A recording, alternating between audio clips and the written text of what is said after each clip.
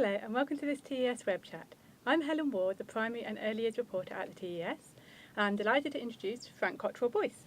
He's a screenwriter, children's author and writer of the Olympic opening ceremony. Frank began his career as a scriptwriter on Coronation Street and Brookside before moving into films and now into children's books. His first children's book was Millions, which won the Carnegie Medal, and his other books include The Unforgotten Coat, which last week won the Guardian's Children's Fiction Prize.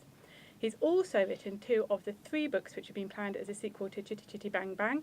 That's Chitty, Chitty, Bang, Bang Flies Again and Chitty, Chitty, Bang, Bang, The Race Against Time. I don't know if you can see them there. And he's made a professor of reading at Liverpool Hope University earlier this year, so he's very busy. But we've managed to get him here for the next 30 minutes or so to answer some of your questions. And so I was going to ask, to start with, what was it about writing children's books that appealed to you? Oh gosh, so many different things. Just a really strong awareness that the books that I read between the ages of 8 and 12 kind of really made me, and wanting to sort of pay that debt back. And that, you know, I'd worked in film and I love working in film, but really all anyone ever says to you is, I love your work. Whereas like when you meet kids of that age, if I'd met Joan Aiken or Ursula Le Guin, I don't know what I would have done, you know. So just, it's a live chemistry set, live ammunition, I think. And so which did you have any books that you particularly remember? You mentioned Ursula Le Guin. Yeah, well, I remember being off school sick and reading The Wizard of Earthsea, and it just completely rearranged my DNA, I think. Yeah. I was like, with Jed. Well, it just made me into a SWAT. Because it made knowledge very sexy, that book, you know. Yes, yeah. It's like knowing things was very cool, and I didn't know that really till I read that book. So it's and huge you were for off me. school? Yeah, I was very seldom off school, but I was off school sick and sitting in bed reading this book. And But yes, it's interesting. Yeah, it was interesting that way off the curriculum. Yeah. So, and how do you feel? I mean, now with the schools, people are very interested in how to encourage children to read, and presumably you wouldn't say to them, "Well, to make them sick and go off." But how do you? What do you think? What would you say when you go into schools and encourage? I think, you know, there's such a lot of emphasis on literacy as opposed to reading. And it's sort of been disastrous for reading that there's such an emphasis on literacy. I know that sounds mad, but I think we need to think about what's the motivation. Yeah. You know, I'm coming from a film background, dealing with actors. That's a question you get asked a lot. What's my motivation? And for any kid, just like, what's my motivation? We need to open that box of delights and enchant children and show them what reading will be like when they can read. It's a strange thing that we kind of limit them to reading what they can read. That doesn't happen in any other field. No one says to you, you can only eat what you cook, you know, or you can only watch football up to the level that you can play football. You know, little boys watch dazzling football and it makes them want to play football. But by and large, because by and large parents have stopped reading to children and teachers don't do that kind of treat reading that we used to do anymore, for all kinds of understandable reasons, that we're not seeing the Lionel Messi of books until we're old enough to be Lionel Messi, which is bizarre, you know. And therefore, only kids who've got parents who read to them have that motivation, I think. And the interesting thing you mentioned was having books read to you as a treat. This Absolutely. is something Michael Morpurgo is very keen on. The idea that you're not asked questions. No question. Well, no. I mean, I think, you know, as a creative person, from a creative point of view, if you're asked to feed back on something, that earths the charge. That's over. Yeah. That conversation's over. Whereas that Ursula Le Guin book, I read that and it shunted away in my mind for years. And if someone had asked me to write an essay on it there and then, that would be the end of it. But more importantly, I think there's like a transaction going on. If you're asking for something back from the kids, you're in like a transactional relationship. Why? You know, we should be giving things and gifting things and sharing things, not asking for something back. Especially, I think, this is a broader thing, but because there's so much competition and testing going on between schools, I think kids kind of know that they are in a transactional relationship with the school. If I do well, it's good for the school. Yeah. And there's a kind of cynicism, there's a kind of trading relationship going on between pupil and teacher, which I see a lot. And I think you have to step outside that, really, for definitely for books. And what about the type of books as well? Because the one you mentioned from your own childhood and maybe, you know, some of the best-sellings now, they're not particularly funny books. They're kind of Harry Potter, they're still kind of magic. They can be quite serious. Well, they can have both. But the idea of the Roald Dahl Funny Prize, which your book was shortlisted for, is that we kind of celebrate funny books, which is a particular stream of children's literature, isn't it? I mean, it's a Roald Dahl. It is Yeah, and that humorous prize books was and set funny up because books that type of writing is underestimated. Yeah. I don't think there's much wrong with being underestimated. I mean, I would love to have won that prize today, but Yeah. I think it's quite cool not to have prestige. You know, I think funny doesn't get the brownie points in this country, and that may be part of why it's potent. That it's a little bit, you shouldn't under be, the you radar. shouldn't be wasting your time reading that, or it's pure entertainment. I think that makes it more Yeah. powerful. So, although I would love to have won that prize today, I'm happy with But there is something funny being underestimated. But it seemed when I was asking you about what was it about writing children's books that appealed to you, one of the things I thought was very interesting was the type of films that you've written seem quite serious and adult themes, and then the type of children's books you've written. I mean, millions, Well, I had and are so funny and they have such kind of I had this kind of epiphanic experience actually. I wrote a film called Welcome to Sarajevo, which was about the war in Bosnia, and that had a thread in it about ethnic cleansing and children being taken away and put in institutions. And I was kind of very interested in that, and I followed it up a few years later, intending to make another film, which never happened. But I met a girl who'd been snatched when she was very young, and had been brought up in an institution, very rigid, very loveless, everything that it shouldn't be. Yeah. And she was, she'd had a lot of problems, but she was very affable and articulate and had a very big world picture.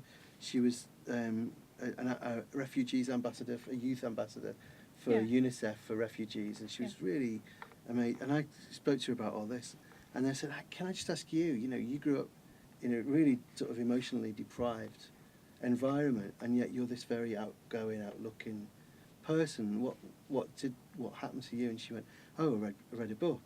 And she'd read books in the library in this place, and I thought, oh, I said, what book? And it was Heidi.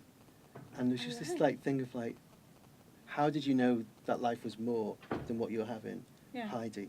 And I just thought that was really a kind of life-changing moment for me, about the subversiveness of happy writing. That, of saying to people, life is good, and if yours isn't good, it should be, you have a right for it to be good, and you should go out and find out what's gone wrong.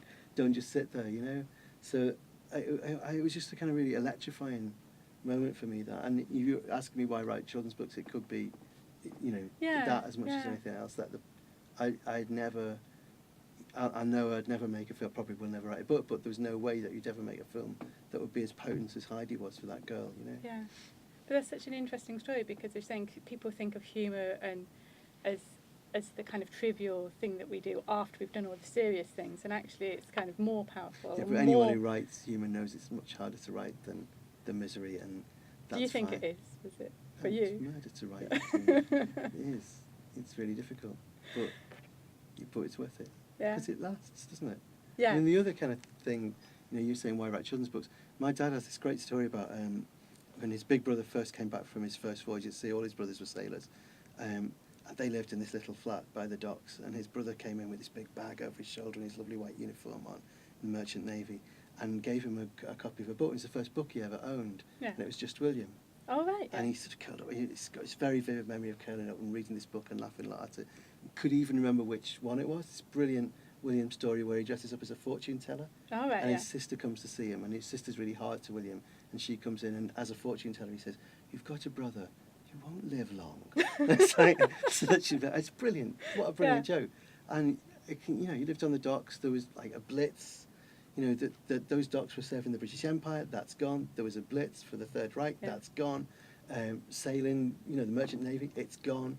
All those kind of empires and lifestyles have gone. But that joke is still really alive, isn't it? Yeah, yeah. A good joke is stronger than empires. Ah. But partly because it's harder work. Yeah. So let me ask you a bit then about teachers, because your dad was a teacher. Yeah. You're now Professor of Reading at Liverpool Hope University, which means And you're not Professor of Hope at Reading University, which people keep saying. and so you're meeting a lot of trainee teachers. And so what role can teachers have? Because it is very, you were saying, this kind of contract with children and teachers to, for the school to do well, and there's this kind of underlying assumption that everyone has to get the right grades, but a lot of teachers would agree with everything you said and would say, But well, there's actually, no time. yeah, you know, we also have maths and history and art and everything else and music, and we want to do this, but, you know, there's only, you know, they're not necessarily experts in reading and teaching. They're not experts in children's literature, although they may be experts in teaching reading. And I just wondered how you see your role in Well, that's exactly teachers. why I've taken on that role, because actually I've been going to Hope for a few years now through a contact that I've got with the Reader organisation. Yeah. And being really struck, I mean, this sounds such a harsh thing to say, but, you know, these are 18, 19, 20-year-olds. They don't read for fun. They don't read for pleasure, by and large. I mean, Yeah. obviously some of them do, Yeah. and it's lovely to meet them, but by and large, there's no culture of reading for pleasure among them. There's not, which I remember very strongly as a teenager, that part of kind of wanting the bigger world would be reading Scott Fitzgerald at that age, or something that's sort of beyond where Yes, you are. definitely. But Yeah, they yeah. hardly read at all, and if they do, they read 50 Shades of Grey, and that's it, you know. And that sounds really harsh, but that's terrifying, because they're going to be teaching soon. Yeah. And what I'm talking about is sharing stuff you love, not knowing what are the best children's novels to introduce to children, Yeah. but going, this is fantastic, you've got to read this. Yeah. And having that kind of excitement, which I really, really remember coming off my teachers, and which I, especially working on the Olympic opening ceremony, realised that I have a very profound debt to that excitement, because when we were working on that ceremony, everyone who looked at it could see it was full of books and children's literature and quotes from Yes, there's a poetry, special and section. none of that was curriculum stuff. It was us sitting in a room going, do you remember this, or do you remember that, or what about, ooh, that was scary. And it was stuff that, you know, by and large, had either been read to by a teacher or a parent, or Jack and Ori, God bless it, you know. And so let me ask you some questions about the Olympic opening ceremony then. How did that come about? How does it happen that someone rings you up We and just says... improv'd it all. We just turned up on the day and said, let's see. But it says you're the writer of it, but... What does that mean? Yes. I don't know. I mean, there God, aren't that many words in it. Do you kind of say... Well, there's no words in silent films either, but they're very structured, Yeah, aren't they? And yeah. It has a narrative and it has a flow. And then we were just, to be honest, like that. I am the writer on the Olympic opening ceremony. Yeah. I wasn't the writer of the Olympic opening ceremony. Yeah. Danny just got people together from different disciplines Yeah. in a room and then just said, I don't really care what you come up with. So, like, the most written bits of that are not by me. The bits that are very obviously written are not mine. So which was your bit? Which is your I which wouldn't is the normally bit you're say most what my proud bit- of? Or I'm just very proud of being part of it, to be honest. Yeah. You know, did you have front row seats? no, gosh, no. Very transparent and prim and proper. We had to apply for seats and pay for them, and I got 4. So Oh, right. in the cheap seats, because I could only afford the cheap seats. But I'm not moaning. It was great. And that was based on a book, wasn't it? The Pandemonium. There's a few... Hugely influential. A book by Humphrey Jennings called Pandemonium, which has just been reissued, and which is a sort of textbook. It's like an anthology of witnesses to the coming of the Industrial Revolution. Yeah. Which is very unlikely. I mean, like, exactly that, you know, Yeah. that's a gifting thing. I gave that to Danny as a Christmas present without Yeah. any thought of anything. And then when we started working on this, he went, this is an amazing book. And like, whoever would have thought to themselves, what we really need if we're sitting down to write a multimedia global event celebrating sport is a textbook about spinning Jenny. You know, that would never happen, would it? No, But in no. fact, that is what happened. And that's about the kind of your depth and breadth of Yeah. reading that you've already... Yeah, and that will only come from gifts. It doesn't come from anything with an agenda, because a gift is like, you don't know where it's going to go. Yeah. You know, it might go back in the back of the cupboard because you hate it. It might by pride of place. You might turn it into something else. But if you're asking for feedback on something right away, you're Yeah. predetermining what its use is. You know. Yeah. And oh, I've got some questions here. Hey. I've got from Is this about the American election? from Tinbury's on Twitter. Where did the line "Our mam's dead" come from? It's our favourite line. Oh, brilliant! I'm glad you love that line. I feel huge affection for that line. It was in because when I first wrote Millions, I wrote it as a film script. Yeah. And that was in there right from the very beginning, because I had a neighbour. This is awful now. Couldn't think of it. I'm saying it with a big smile on my face. I had a neighbour who had cancer, and she was very ill. And I don't know why I'm laughing about Margaret, but anyway, but she shamelessly milked her illness all the time. Yeah. Even I got nominated for a BAFTA, and she said, "I think you should take me to the BAFTA because I haven't got long left." So, I took it to BAFTA. In fact, it didn't come from her. It actually came from my wife, who very generously suggested it. But on the way down, she said, "You mustn't tell anyone that I'm dying because I don't want any sympathy." I said, "No, that's fine, of course." Then we got in there and George Clooney was in there and she went, "Hello, George, I'm dying of cancer. Can I have a photograph taken with you?" She's like, so she was that boy. Yeah, absolutely. By the time she got home, it was like they had children together. And but she did get her photo taken with it. And that thing of exploiting something when you know you... Yeah, there's no real answer. So it sort of came from her. And I wrote that into the script. And when Danny first read the script, he said that was the line that got him, that little boy going around going, "Oh, Mum's dead. Yeah. What are you going to give me?" It seems really truthful. Well, it is really truthful because it's from life. But. Yeah. I've got another one here from Twitter. Would you like to write a Bond film or book? A Bond film? Yeah. No, I love writing Chitty. I think Chitty... I know this is heretical, but I think Chitty Chitty Bang Bang was Ian Fleming's greatest work. It's so different and fresh and brilliant, and I'm really happy writing Chitty Bang Bang. Really? Yeah. We've crossed him off the list for the next Bond. There's loads of people doing Bond films anyway. Via email, what's going to happen in the third Chitty Chitty Bang Bang book? Well, have you written it? It's about halfway through writing it. It started. Yeah. Well, I think you find out who Tiny Jack really is, and that's when you really meet your super. But Tiny Jack was red in the second. Yeah, he is, but you find out the full horror of his powers. Oh, I see. Yeah, so it's really Tiny Jack's book, the third one. Ah, and then I've got, what is your favourite children's book? Well, you said that your children's book, or one of the favourites when you were growing up, so I don't know if that means maybe now. What was your favourite children's book? I mean, now the ones that I love reading out would be Just William. Yeah. And anything at all by Edith Nesbit, who I just think is the greatest writer we've ever had. I think she's awe-inspiring. And she's just brilliant. And contemporary ones? Do you have any? Gosh, now you've put me on the spot. I have to be diplomatic, and I don't know. Maybe not. No, there's loads of brilliant writing going on at the moment, isn't there? Okay. Yes, yeah. It's so hard to pick who's around now. So, and do you think then that the children's, because it is a particular thing after J.K. Rowling making so much money for writing children's book, there was maybe some people who were slightly, well, that's how to make money, because children's publishing was always the kind of not proper books. If you would write a grown-up's book, and there seems to be except Winnie the Pooh makes more than the rest of all of Disney's properties put together. Really? So there's always been that potential for it to be there, I think. Do you think though that children's books are now taken more seriously because they make by the adults because they make money? People can say, oh well, I mean, there's maybe a kind of a slight. Yeah, maybe. I'm not sure you're painting the prettiest picture. I mean, because of the marketability, you mean? Yes, I was thinking particularly so much of authors, more of the kind of publishing companies of, well, it was always a kind of a bit of a sideline next to our real kind of grown-up Booker Prize winning book type things. My publisher's over there shaking her head. We always loved it, and it's nothing to do with the money. And I guess the potential's there with the children's book that if it's really good, it will really last. Yeah. That even without being a kind of monster, but Tom's Midnight Garden or Minnow on the Say, they're still really widely read. Or that they really do have a long life. Yeah. Because people go back to them when they're own. Yeah, the Roald Dahl. Because when you've read them as a kid, you go back and want to read them to your own kids, which is what I'm doing. And so, and then your children. What do they read? Yeah. Or do they read? Do you have a child who's a reluctant? I've got. I shouldn't talk about that.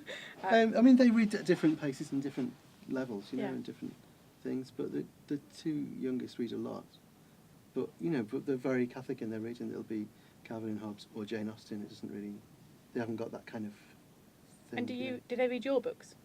Yes, very much. Especially the Chitty ones. They've been very, very involved in the Chitty ones. Do they edit them? Never with any of the others, because I've never had the confidence, really.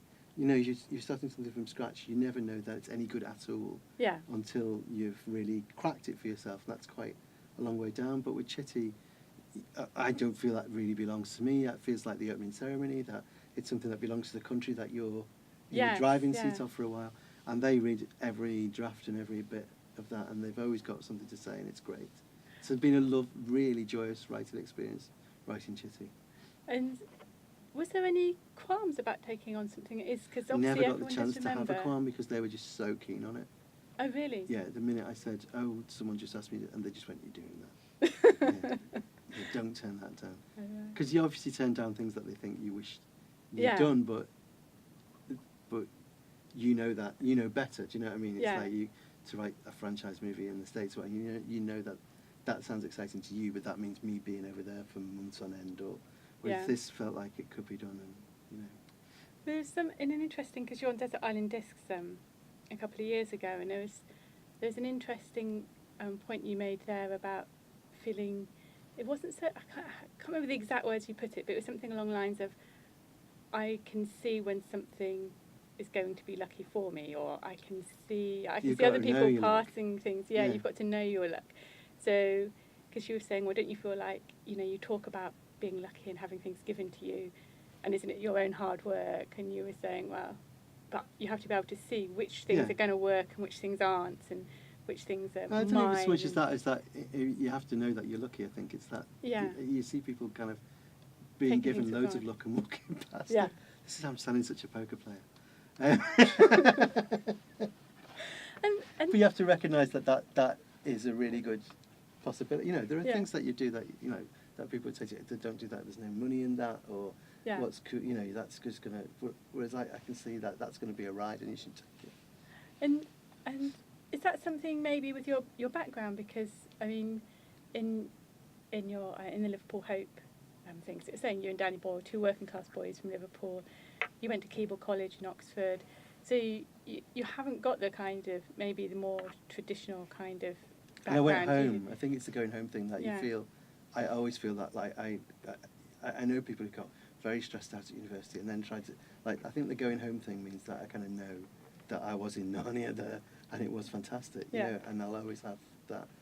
I've got no kind of mixed feelings about it. It was just brilliant. Yeah. But I know that I was lucky to get in. Like, I just think mine's a lucky generation. We grew up in an expanding world. It's very, very different from my children. What's it like now then? Do you think? Well, like, kids get degrees now and don't get jobs. Whereas I'm from that generation who my parents did a lot better than their parents. My grandmother lived in, terrible conditions by modern standards. Yeah. And like, we moved on from that, and I moved on from that.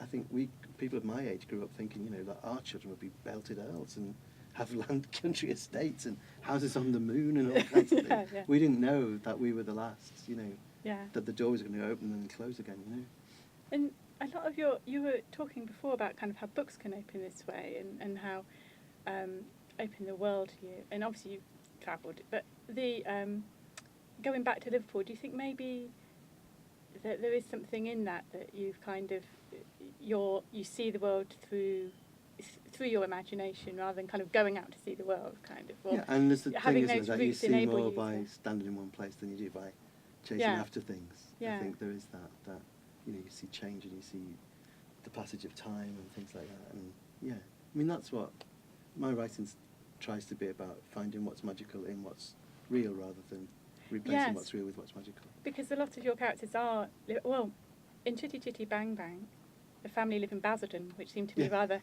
random. No offence to anyone in Basildon, but it just seemed a slightly random kind of place. Was there any particular reason? Well, only that motorway and that coast is where Ian Fleming did his dangerous driving, and he had his own mental map of those roads before the motorways were built. So this was Bucklewing Corner is real, and because he had all these car crashes and everything. So that's the kind of geography of Ian Fleming's motoring experience. That's why that's in there. But I thought it was quite nice, and again in it's a lot of crashes actually. And in Millions as well. That they're people who are living in the more ordinary houses in ordinary places. It's not kind of. But I think that for me that's what my thing is, like, to find what's magical in what's real, and you've got to be really real about the real in that case. And I get, like, if you read Edith Nesbit, it's like the Bastables lived on the Lewisham Road. Yeah. And they got the flying carpet from the shop that's just on the corner. And you could go to that shop, couldn't you? Yes, yeah. And there's an element of that in J.K. Rowling, isn't there, with Platform 9 which is actually there now, and you can go and have your picture taken. Let me ask you a little bit more about the Professor of Reading post then at Liverpool Hope University. So how many you've done your inaugural lecture? Yeah, I'm just going to do is like I'm seeing it as entertainment officer really. Yeah. So I got Danny to come up. I did my own inaugural lecture. I got Danny to come up. We're having a day on the Unforgotten Code because a lot of schools in Merseyside used that, and some of the students will have done it as school children, of course. So that's kind of interesting because they used it because it was given away all over Merseyside. So I'm having a day on that quite soon.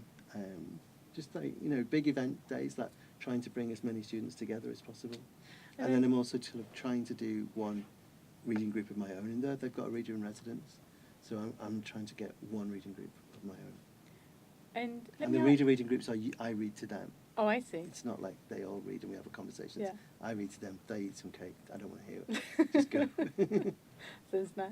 Yeah. And let me ask you a bit about the Unforgotten Cake, because you were saying before about books being given as gifts and as a treat of reading, and that book was given 50,000 copies. 50,000 copies. Yeah. Was given out, and obviously it's a kind of prize-winning book. It won the Guardian Prize we mentioned, and so how did the kind of gifting thing work? Is it? Well, Jane Davis, who runs the reader organisation, just asked me if I would write a book because they always have they try to find a book that works across lots of different abilities and age ranges, not just age ranges but abilities as well, so that all the groups are at some point reading the same thing, so there's a feeling of cohesion because they're mostly groups aimed at quite isolated people. Yeah, yeah. And they'd done The Savage by David Orman, which really worked for them because it was quite short, very substantial, had pictures in, so it wasn't intimidating, and they couldn't find anything like that. Right. So she just said, so you'll have to do that. Do you have to write? Yeah. I said, okay. And I did it with a neighbour of mine who took the photographs. So it was very... And how long did it take? Very quick. Like, very, very quick. I'm embarrassed to say how quick it is. But it was based on a very true story, so it had been kind of bubbling away, I guess. A story that I'd told a lot, so it was... And the idea was, I was saying it was given out on buses and... Yeah, because Arriva was a partner and the ferries were a partner. That was really cool. There were piles of them in the ferry terminal, and it was really great, actually. A really enjoyable few months when it was just everywhere, and you'd get stopped by people on the Merseyrail saying, anyway, it's in this bit. And people would ask me to read to them on the train. They'd go, I'm up to here. I'd go, shall I read you the next page? Yeah, go on. It was really sweet. You felt very, it was really sweet. And do you think if you're kind of, does that have a wider impact than the people who've just read it? I wondered if there is something about a child growing up in a town, maybe growing up in Liverpool when the Beatles were there, people would say, oh, well, we can become musicians. Maybe if you're growing up in a town where books are around and people are reading them on the buses and the ferries and it's seen as an adult thing to do. It felt like kind of a low-level fiesta about a book. Yeah. It was amazing, And people people love seeing their own street mentioned. There's a lot of streets named in it, and that was always like a big, big thing, Yeah. And there is, this is obviously a physical book, and of course there's been this debate about e-books and physical books. Do you think there is any kind of difference in the reading experience? I use the Kindle a lot, but there's how many books have you got on your Kindle? Not that many, actually. I've noticed that. I was just on holiday with my son, who's got like 48 pages of titles on it. It's like, oh, I didn't know you could do that. I've got about a dozen. But it is a different thing, isn't it? And you can't give it away, that's the thing. Kindles kind of inhibit you from giving... See, there's something very important about finishing a book. I've just read a book by J.G. Farrell, Troubles, from 1970s. Oh, right, yeah. Amazing book. Yeah. And I just couldn't wait to pass it to somebody. Yeah. I couldn't even know who to give it to because like 4 or 5 people thought they must read this book. Yeah. And it's not like it's in every bookshop, it's a very old copy that I've got. I couldn't wait to push it to someone. You can't do that with your Kindle. You can't say, have my Kindle. No, and it is an important experience of reading, isn't it? Sharing. That's the kind of adult to child thing as well. And it's probably maybe the last, maybe cakes. Cakes and books, they belong together. Yes. So, and, right, okay, and so I think that's going to be the end of our web chat now. Okay. Thank you very much for coming in. So, what a fantastic conversation we've had. Thanks a lot. So, and that's it. Thank you.